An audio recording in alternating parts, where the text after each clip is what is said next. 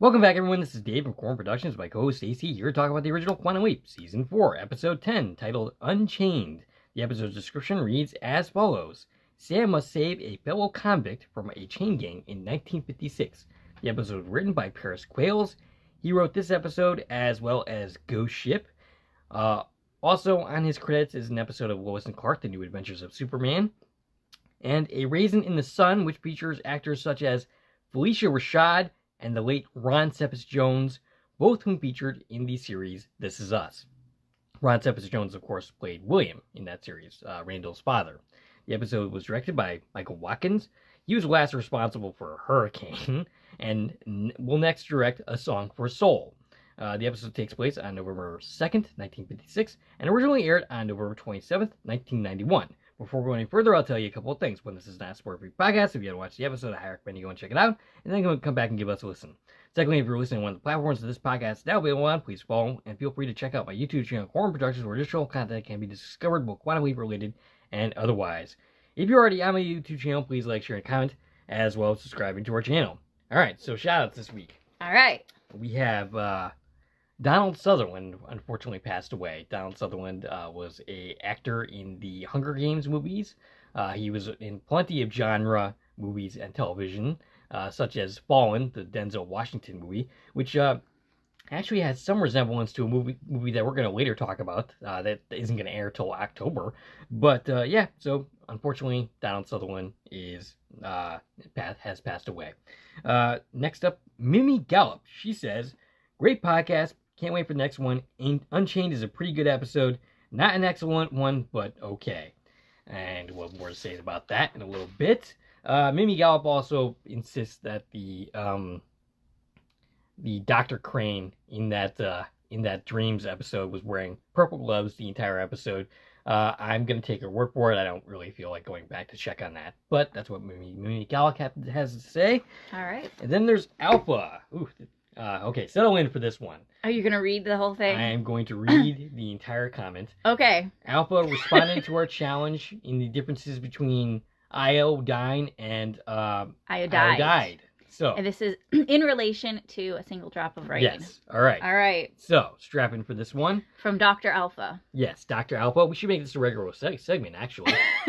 You know, I suggested that maybe he could record it in video, but I don't think he ever saw that comment. But yeah, so here we go.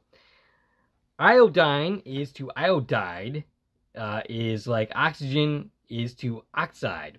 Iodine is the elemental form represented by the letter I on the periodic table, but the chemistry is represented as I2, meaning that you will never find iodine atom alone in nature. It will always combine with another iodine atom to make I2.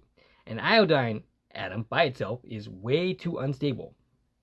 Unlike elemental oxygen O2, which is 21% of the air we breathe, I2 is actually very rare. You see, iodine is considered a halogen, which is an element that is one electron short of a full outer shell. Iodine is represented as I negative and refers to iodine's ionic state, or it's an ion adding a positive or negative, indicating that the atom is okay. So yeah, basically, I tried, but yeah, this is basically, yeah, this is a lot. If you want more, just go check out our video on Single Drop of Rain and read the comment. Yes, but he thinks that Sam used the expression iodine to sound like a common man for Al. Al responded by calling it iodide to show that he has some scientific acumen, and maybe was subtly indicated that Sam should stop patronizing him. If that's the case, that's a pretty cool character. Yeah, but there was two different things. Like, he was using the iodine, the liquid iodine from the first aid kit, and then they swapped it out for the powdered iodide. Yeah. So I think I was a bit too ambitious in thinking that I was going to read this entire thing, but science, guys, science. That's all. It didn't look quite as intimidating as when I was initially seeing the comment. It looked long, but when I'm reading it here, I'm like, oh my god. By the way, I did not do a very good job in my biology or chemistry classes. Yeah, me neither. So yeah, this is like a different language to me. But it literally is, though. All right. So, Stacy, your thoughts on this week's episode. Okay, so I said it before. This episode's kind of forgettable for me. Watching it, there's so many things that I'm like, oh yeah, I totally forgot that this was a thing. Like, I basically just remembered that they're trying to escape from the chain gang. And I remembered handcuffs, and I didn't really remember all the nuances of this story until I got into, taking notes for this and doing the rewatch. And, when you look at it, like, it's a fine story. It feels like Quantum Leap. But at the same time, watching it, I feel like this didn't exist when I was a kid. I feel like this episode, like, popped into existence over the last decade or something. I have no childhood memories of this whatsoever. I mean, I mentioned in the last podcast that I have absolutely zero memories of this episode. And I feel like as I was watching it, I was forgetting it. See, if you look up average and okay in the dictionary, you would see a picture of this episode. Yeah, there's nothing wrong with this episode. It is a perfectly fine episode of television. The acting is fine. Everything about this episode is fine. It's just, that's all that it is. It's extremely unmemorable. And honestly, if I were not doing this podcast with you, I would be giving this episode the 3-minute treatment. Yeah. Basically like, okay, that was okay. I have nothing interesting to say about it. And I don't really. It's not horrendous in the sense that, like, Hurricane was an incoherent mess. It's not an ambitious swing for the fences failure that I can pretty much consider Dreams. It's just a perfectly average, okay episode of television. Yeah. With not much. I mean, I do have some quibbles here and there, and I do have some things that are good about the episode that will come up as the episode goes along. But yeah, I mean, it's just kind of there to me. Yeah.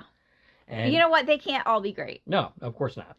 In order to have a scale of here's the ones we really love, you got to have ones that are just kind of in the middle and ones that are kind of in the lower tier, and that's how scales work. Yeah, unfortunately, this episode just doesn't really offer much to talk about. It's not fun to make fun of like Hurricane was, and it doesn't provide a bunch of great things to talk about either. So one thing that I want to bring up is that when we did trivia, this episode of course came up because we talked about every episode, and the trivia question came up, which I believe I asked it because I had actually read this on a list of trivia because I was digging for trivia questions. And I also read that same thing. Right. So the bit of trivia was that there's no females in this episode, and in our trivia video you challenged that and you said, I know what the answer is, and like I think I was asking for what episode, and you said this episode, but you were like, but that's wrong, there are females in the cast list. Okay, so correcting the record a little bit on that, one of the females on the cast was the Penny Johnson, I think it was, or something along those lines.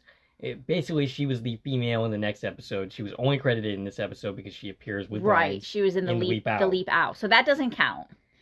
As far as, we're talking trivia, we're talking about the episode, meaning the body of the episode, leap. The other one credited in this episode, of course, was Deborah Pratt, who narrated every single episode which is of an the series. Uncredited narration credit. Right. Yeah. So, yes, there are no females in the leap, which is weird. And maybe that's one of the reasons that it's forgettable. For you? Is because there's no females at all? I mean, you don't relate to? It's just like, 5 old men and... Yeah. Well, we only get to We don't have any women. We don't have any kids. We don't even have any animals. Well, there's dogs, but we don't have, like... I don't know. It feels like that's boring, right? If we don't having these kind of interactions. We only really know one person in this episode that we get to know at all, and that would be Jasper. The other people that get lines of any kind, they're just mustache-twirling bad guys, and that's just not interesting. Okay, you could say plenty about The Wrong Stuff, but it had...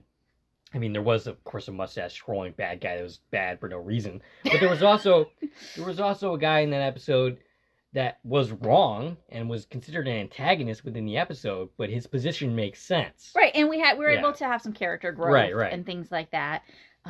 Here growth between relationships of different characters. Here he's just bad for... The characters that are bad are just bad for no reason, and there's no nuance to it. Yeah. So it's just meh. There's bad guys, and there's... I don't know. I guess it's just not my kind of story. Well, yeah, that's the other thing. It's like, prison stories are just not generally my thing. The exception to that rule would be something like Shawshank Redemption, which is a classic movie. Right. And also based on a Stephen King short story, as well as The Green Mile, which is also another story based on Stephen King. But yeah, those are the two exceptions. For the most part, I don't really dig prison type stories. They just don't really interest me. So that's probably one of the reasons why. Also, I kind of feel like the structure of this episode is off. Like they start with an escape, then they get captured, and then they escape again.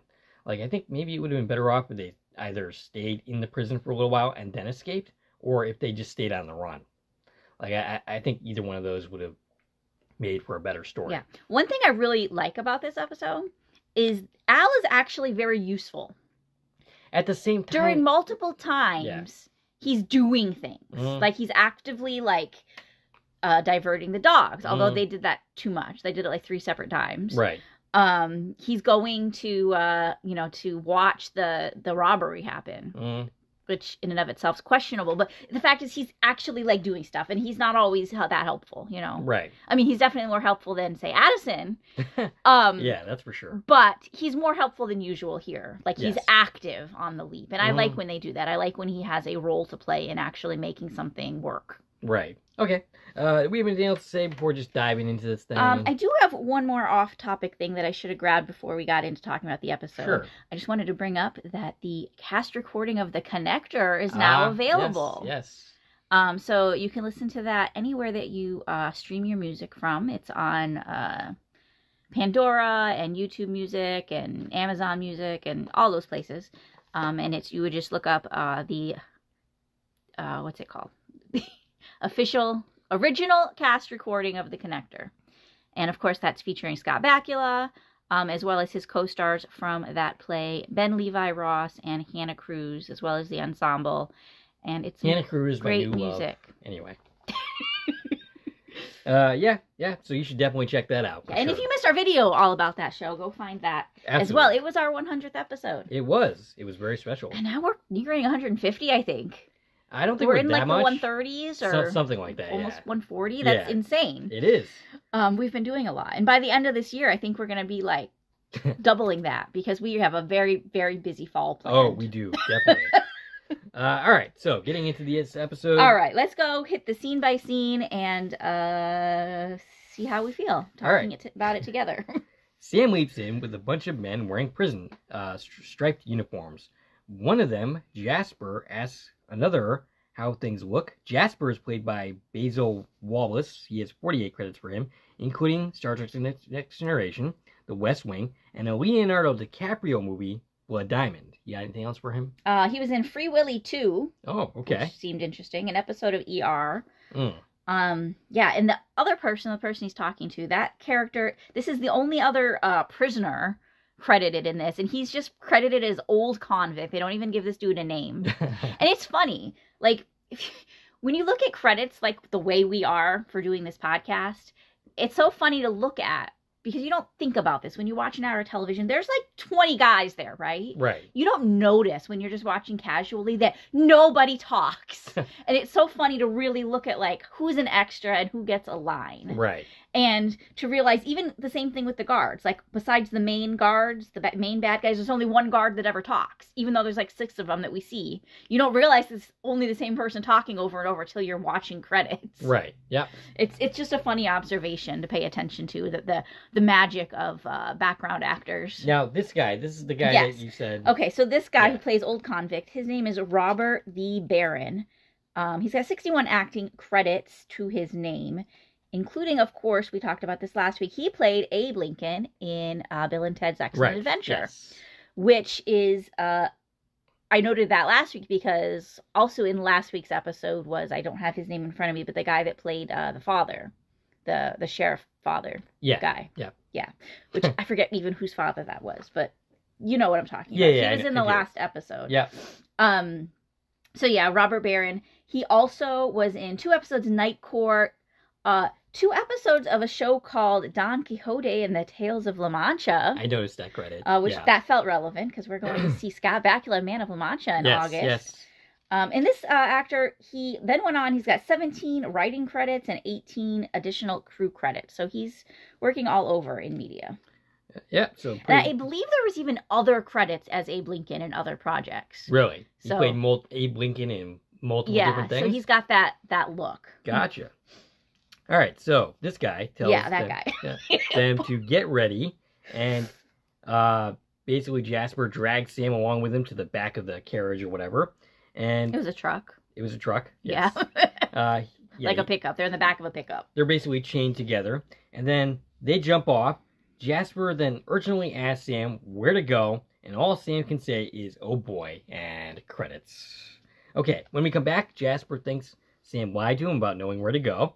And Sam didn't lie to him, that's for sure. Yeah, he just has no idea what's going on. Right. They soon find themselves being looked for by dogs. Yeah, you can hear the dogs in the background. Prison dogs are not given very much, they're not looked at as fun in this episode. They're these vicious dogs trying to eat them the whole episode. Yeah, I mean, I would imagine prison dogs would not be fun to hang around with in general, even if you're not being looked for. But Sam suggests giving themselves up. Jasper ends up using a skunk to hide their scents, and wow, it's kind of ironic. I'm not sure if you can hear this, but there's a siren going on in the background, so it's like almost like sound effects that were being added to this podcast. But so they use a skunk to hide their senses from the dog.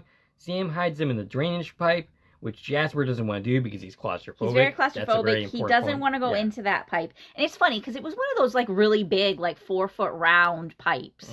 I'm claustrophobic. I'd go in there to get away from dogs wanting to eat me. I mean, I would as well. It wasn't that small of a space. Right. So the point is Jazz is very claustrophobic. To the point where he doesn't like being inside of buildings. Right. He was raised in nature and wants to live outside. It's very weird. People looking for him get awfully close, including the captain, whose name I don't know that I ever actually took down anywhere. Captain Elias. Captain Elias. He's the warden, but they call him Captain Elias. And he's played by... He is Claude Earl Jones. That's that one. See, I had a really hard time, distinguishing between all the old men? Yes. It was really... But yeah, I was kind of curious if he was related to James Earl Jones, but he happens to be white, so that's probably not the case. I mean, you never know. He was in one episode of Seinfeld, 5 episodes of Dallas, an episode of Dukes of Hazzard, lots of other things.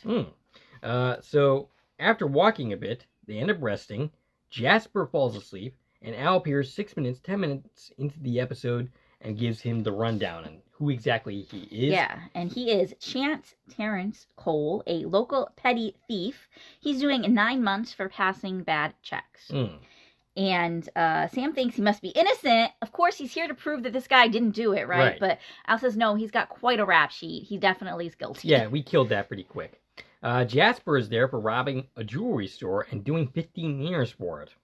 Al leaves to do some research, but before he leaves, says he swears he could smell some skunk, which is a cute little moment. Yeah, it's kind of funny, because why can he smell this? How does he know? Is there some telltale sign that he's picking up subconsciously? I was kind of wondering if maybe he was watching somehow, and... didn't want to admit it? Or basically was just screwing with Sam. So Sam and Jasper continue to be on the run. Jasper catches a fish with his bare hands and lets it go. Yeah, and so he's telling the story, and this is why he does this and why he loves nature, is because he was raised by his Native American grandmother after his parents died. Now, I do happen to really enjoy these early scenes with Jasper. I think his character seems really interesting in these early moments. Not so much as the episode progresses, but here I do like Basil Wallace's performance. Jasper talks about how there is no rules. Oh, yeah, so... they get locked up. There's no rules here. They take away your spirit and hope. And Sam says that that's what happens when you break the law, which is a very curious attitude coming from Sam Beckett. But, yeah. Because he was pretty sure his host was innocent, but this guy's got to be guilty, right? This angers Jasper as he says he's innocent. Nobody listened to him, and then they locked him up. Yeah, he basically said he was in the wrong place at the wrong time. He walked in the jewelry store as it was being held up, and he got arrested for it. And he was, born outside and raised outside. And Jasper says it was either escape or die. A car interrupts them, which passes them by, and they keep on running. They find a barn, which they hide in. They find an axe to get the chains off. And Jasper enthusiastically says the next stop is Louisiana. Al appears saying that they can't go outside, and because they're basically the people that were after him are closing in, and as Jasper has been, Al ends up telling him that after Jasper was locked up, there had still been similar robberies happening on the outside. Right. 5 more jewelry stores have been robbed since he's been arrested for 2 months. He's been locked up. 5 more robberies have happened using the exact same MO. And Ziggy says there's a 98.6% chance that he's innocent and he didn't do it. He also says in 5 minutes, Jasper will run out of the barn and will be killed trying to escape. They hear dogs getting closer, and we see the people looking for him. Sam wants to find the real robber, and Al is sent to distract the dogs. Yeah, and during this, we get Sam's mirror image shot, and the mirror image of Chance is played by Mark Kemble. His credits include an episode of Silk Stockings and 2 episodes of The Young and the Restless.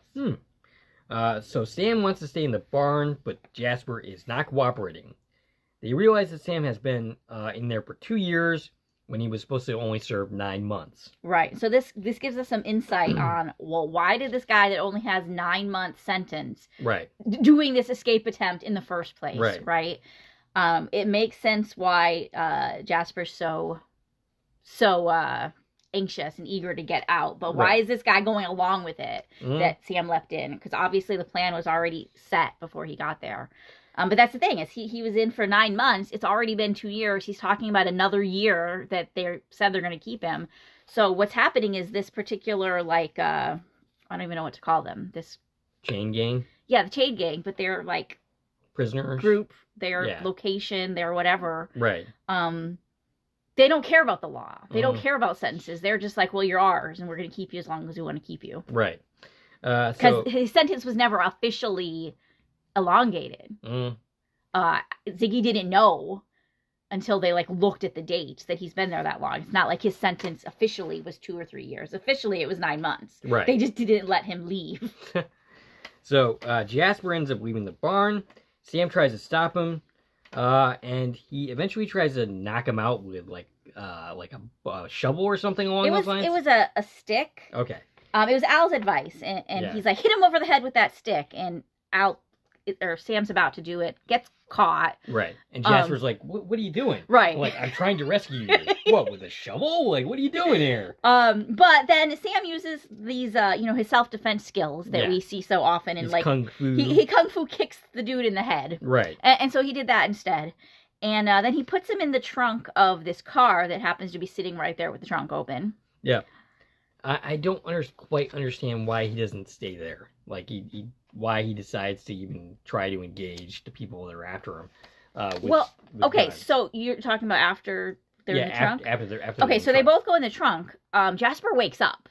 Oh, okay. He woke up and realized that, Sam had him in the trunk. So he was going to fight his way out of that trunk. Gotcha. Because he's claustrophobic. He's claustrophobic and he woke up. Yeah. So, Sam didn't hit him hard enough. Right. They end up leaving the trunk. Sam tries to, go after the person who's looking for him, but and, all of the guards and everybody's there now at this point. And they are arrested, which Al thinks is good news. He's going to go back and discover the real robber. The boss is played by basically the person who's the warden, I guess, is played by J.C. Quinn. He has 79 credits, including Primary Colors, The Abyss, and Maximum Overdrive, which, by the way, I think is a movie that we should add to our list of movies to check out, because it has a bunch of people that, it's a Stephen King story, and it has some people that we are familiar with. Oh, we've got a long list. Yes, that is very true. His character's name is Boss Cooley. So the Captain Elias is the warden. Yeah. Boss Cooley is under the warden, but runs this group of prisoners. Gotcha. The warden, of course, would oversee multiple groups of prisoners with different bosses. Okay. CJ Quinn was also in an episode of Cheers, an episode of Dawson's Creek, and 5 episodes of Moon Over Miami. I'm not familiar with that one. It's what my favorite sandwich at Denny's was named after. Moon Over Miami. I've never watched Moon Over Miami, but... Okay. So notable because it was basically named after your favorite sandwich, or the sandwich was named after it, or something like that. I don't know. All right. So, basically, the boss guy is not too happy with Sam. Cooley. Tells his captain to take care of it, and he has a brief conversation with some random guy named Jake. So Jake he works for the grocery store. We don't know this until later. He's making a delivery right now. Mm-hmm. So he delivers... It's Jake Wiley or something Jake like that. Wiley. Yep. Or Wiles. Jake Wiles. He delivers groceries and supplies to their camp. So this is where the men are camping. Their camp moves as they work on different projects.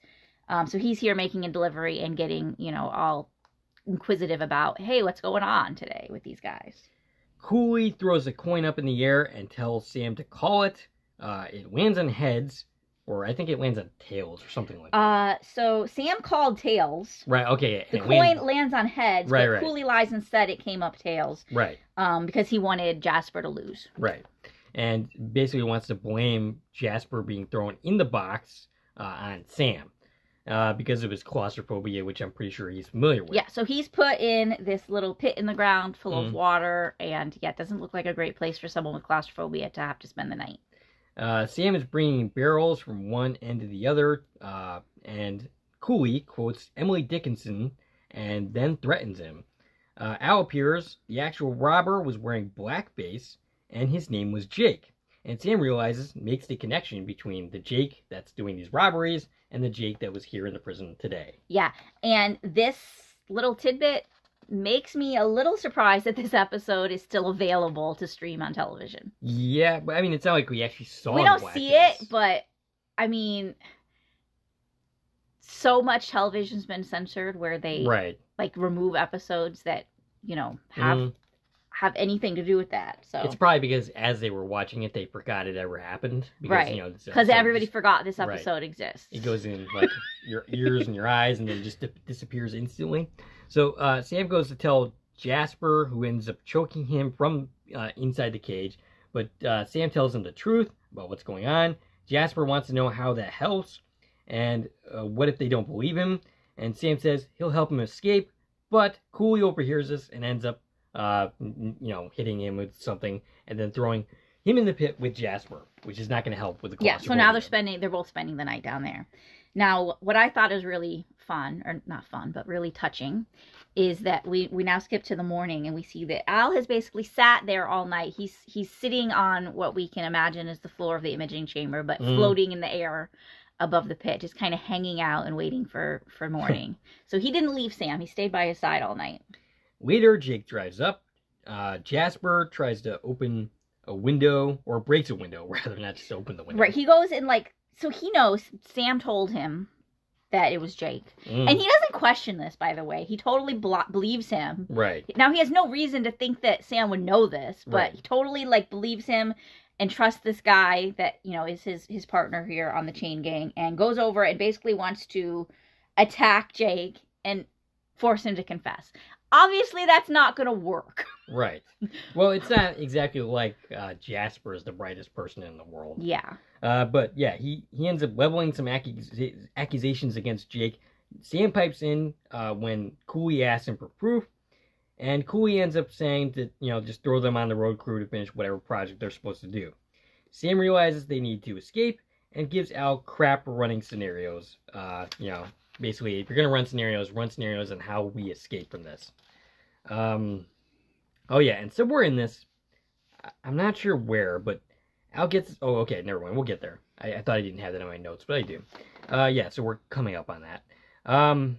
Well, one thing that Sam said was he told the boss guy that Jake robbed a store last night in Kerrville. So, it happened. Right. Al watched it. Yeah. And,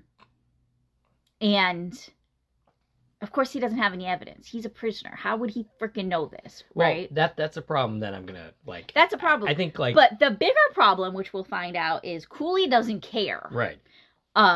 So there's no one here to tell this information to. But what we learn, is happening is everybody's getting nervous now, because how do these prisoners know about this robbery, or especially who did it? Right. So, by the way, the Cooley ends up threatening him with 5 more years, and then gives Sam another. I think he's giving like he gave Cooley Jasper 5 years, and Jasper then 5 years. He gave Cooley. He gave Jasper 5 years, and he gave Sam's host Chance another year.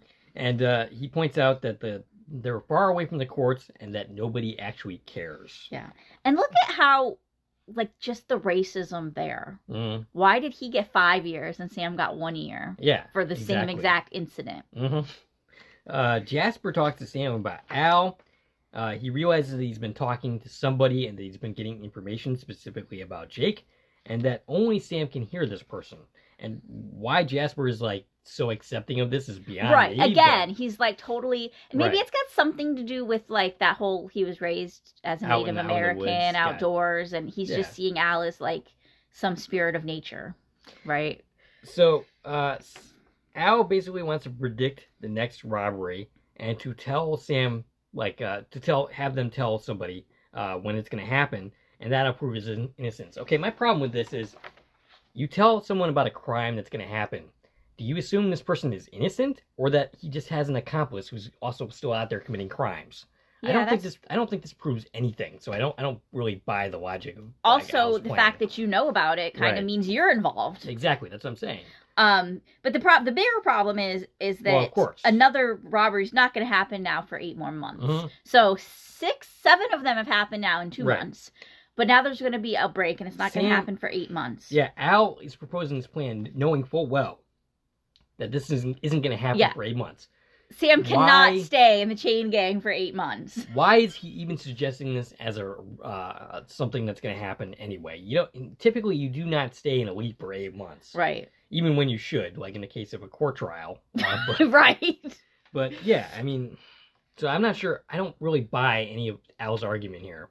I just think he was grasping at straws. He didn't know what to do. Okay. Also, during this somewhere, we had the chat between Jasper and Sam about like what he wants to do when he gets out there. This whole part of the story is a little bit reminiscent of like Shawshank. That you mentioned. Well, it also something I didn't mention already is that the episode kind of has a little bit of shades of Cool Hand Luke. I don't know if you... I'm not familiar with that story. Well, as a film major, I was, I was basically forced to watch the movie.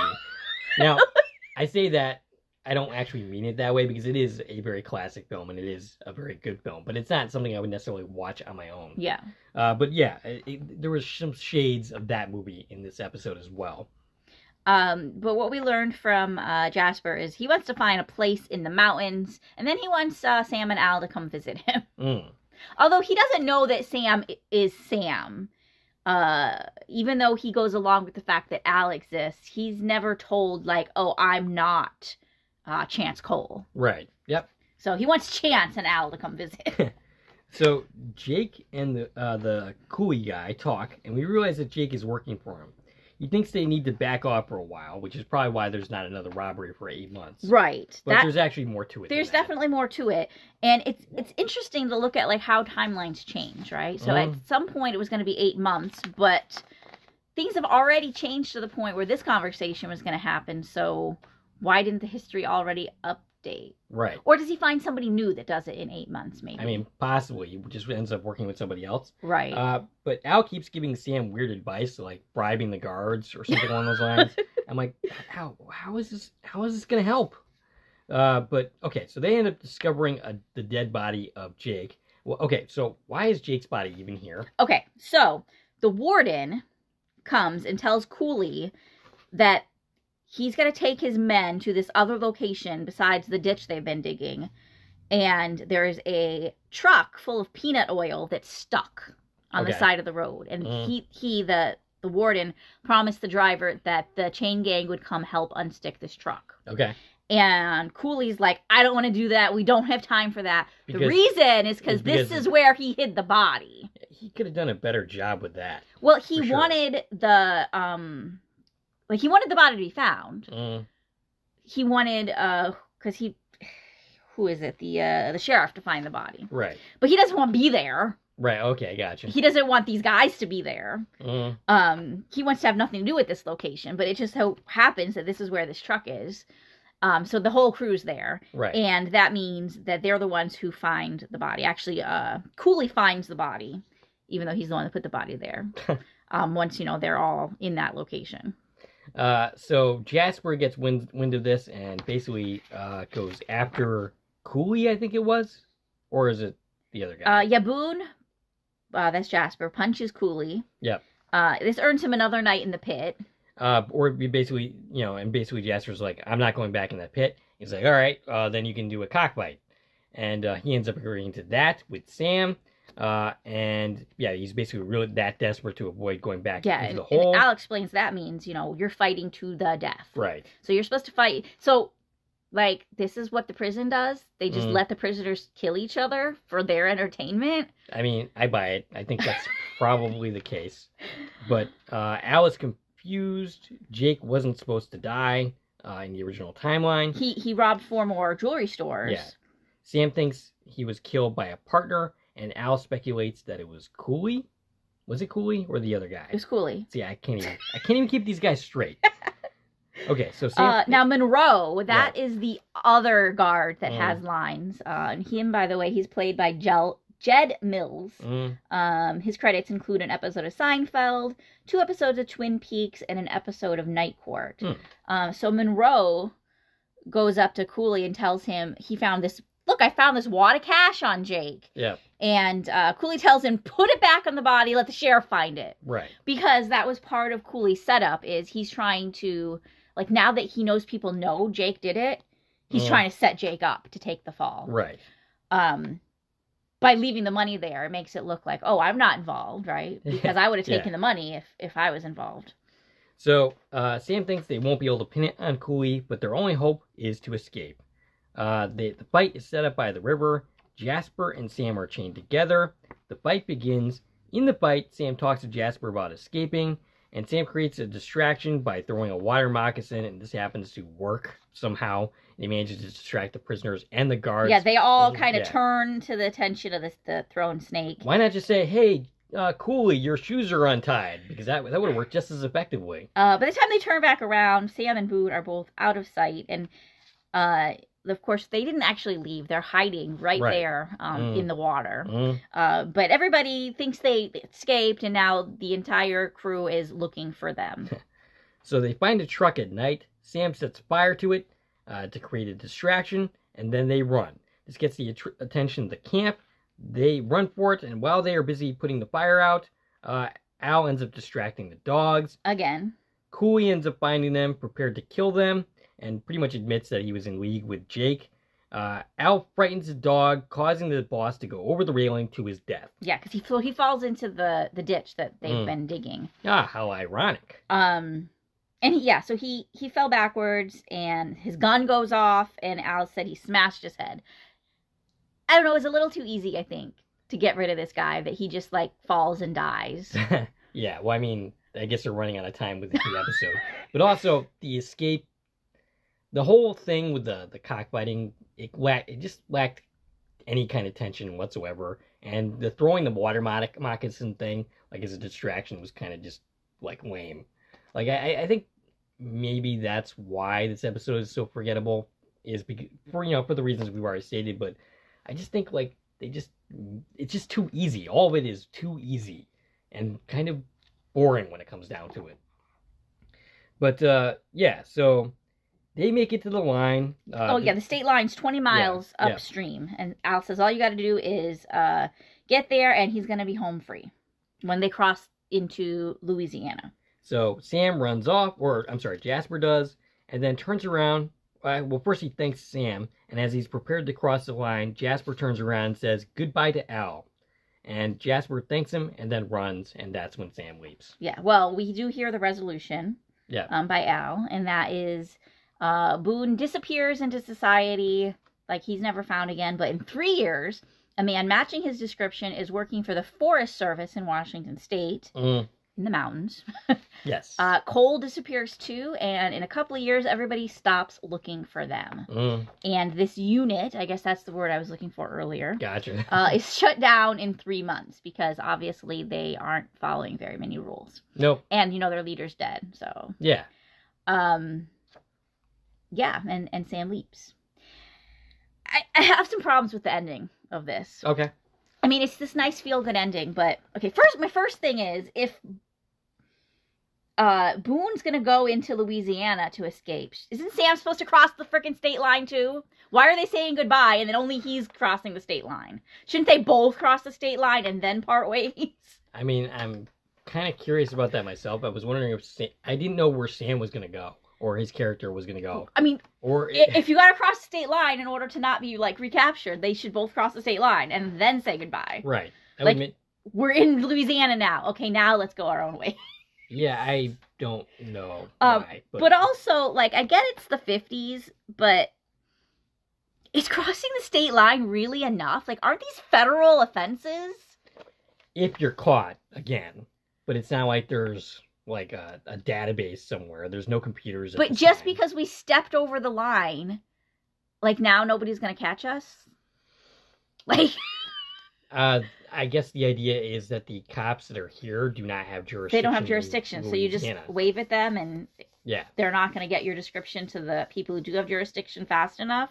I guess if you would have to pay for extradition, and they might not be willing to do that. From one state to another? Yes. On a federal offense? If they are captured. Yes, you would have to pay extradition to get them back to the state. But it's a federal offense. Like, we're talking about attempted murder and stuff at this point. And wouldn't they be charged with killing Cooley at this point too? If you could prove that they did. That would be I mean, prove it, sure, but like wouldn't they blame them for it? Possibly. But I mean, this is, it's hard, it's easier to slip in, away into the night and never be heard from again, because there's not as much technology involved. Or sure. This and that. I mean, I get the setup, but I just feel like it was too easy. Mm. It was too easy. Like, oh, the second you cross that line, you're home free. Yeah. I just felt like it was, I don't know. There should have been more to it. Yeah. Than just step over the line. I'm not sure. At this point, just didn't care enough to really question that. And in a couple of years, nobody looks for them anymore. Why? They give up. Like, I don't know what camera technology was like back then. Probably not great. Right. So, I mean, it'd be really hard to find these people. Okay, my other issue. Yeah. How does Ziggy make the assumption that this random guy matching his description in 3 years... Like, he doesn't say that's him, but they're saying that's him. How does Ziggy even come up with, oh, this guy matches his description working for the Forestry Service? That I don't have an answer for. Can't do that. No. Every time somebody's operating under a fake identity, Ziggy has no idea who they are. Right. And we're talking classic Ziggy and new Ziggy. Right, no. Especially new Ziggy, but plenty of examples, even in the original series, where someone's standing right in front of them and Ziggy has no idea who it is because they have changed their identity. Mm-hmm. Plenty of times that's happened. Yes, and we've criticized it every single time it's happened. How is Ziggy like, oh yeah, somebody matching his description. Some random black guy in 3 years is working in Washington State, so he's cool. Right, yeah. I mean, if they think he matches his description, why wasn't he then captured? Exactly. Like, why does Ziggy have more information about this than anybody else? History does? Yeah. That's a good question. I don't really have any answer. And other than that,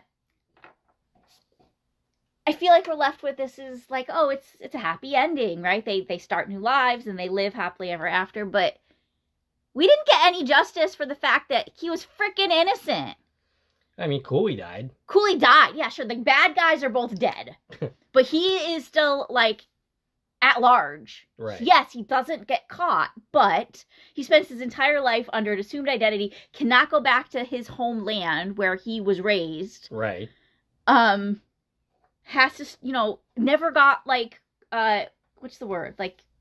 acquitted? Yeah, like, history still says he's a murderer. Yeah, unfortunately, both Cooley and Jake, the people behind the crimes, are both dead. Right, so they never got, like, nobody knows that they did this. Yeah. Yeah, but I mean, hey, Sam knows it now. It doesn't feel like we got a good resolution. Mm.